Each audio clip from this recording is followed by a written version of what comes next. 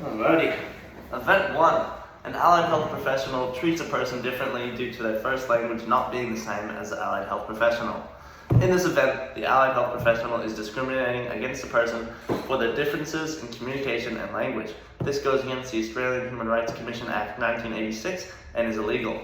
Respecting this diversity of clients is quintessential to a professional attitude in the workplace. By displaying your respect towards clients' cultural norms, you can maintain a professional attitude to build trust between clients. Are you understanding this so far? Yeah. Lovely. If incidents like this occur within a workplace, the reputation of the workplace can decrease. Clients may lose their trust in the business and choose to discover other places to receive the same services.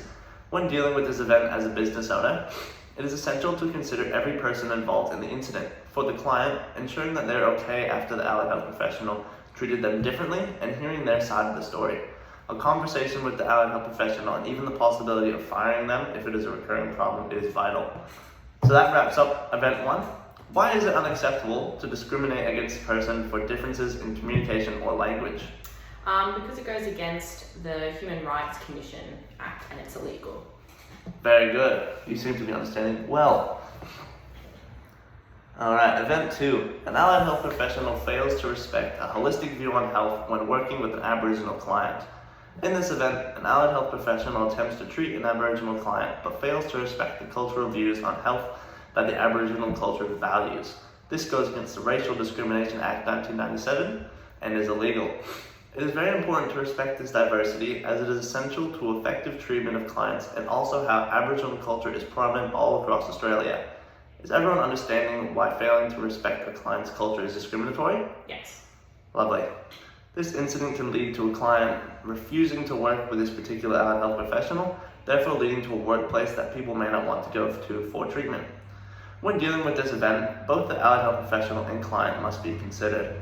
For the client, ensuring that they are okay after this incident is paramount. A conversation with the allied health professional and even the possibility of firing them if it is a recurring problem is essential. A conversation must be had to establish that this behavior is unacceptable in the practice and how things will proceed based on how the client is feeling after the incident. That concludes event 2. Why do we think that a major conversation must be had with the allied health professional after such a devastating situation? I guess because you want to respect the cultural views of the person, and obviously if the thing was racist, then obviously it's going against that Discrimination Act. Lovely. Great work, Grace. Event 3. An allied health professional is refusing to work with a client with a specific disability. In this event, the allied health professional does not want to work with a client based solely on the reason that this person has a specific disability. This goes against the Disability Discrimination Act 1992 and is illegal. It is essential to respect the diversity of clients and treat them the same way you would treat anyone else.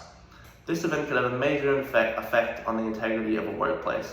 People may be reluctant to come to the practice as they may have to work with an unprofessional allied health worker. Are we all on the same page for event 3? Yeah. Are there any questions? No. Alright. A conversation with the allied health professional and even the possibility of firing them if it is a recurring problem is necessary. The conversation must be had to establish that this behavior is unacceptable in the practice and how things will proceed based on how the client is feeling after the incident. That is the end of event 3. Why might this event have a major effect on the integrity of the workplace? I guess that person may not want to come back to the practice as they have to work with someone that has been unprofessional. And yeah. Alright. Thank you, Grace. That concludes my presentation. Farewell.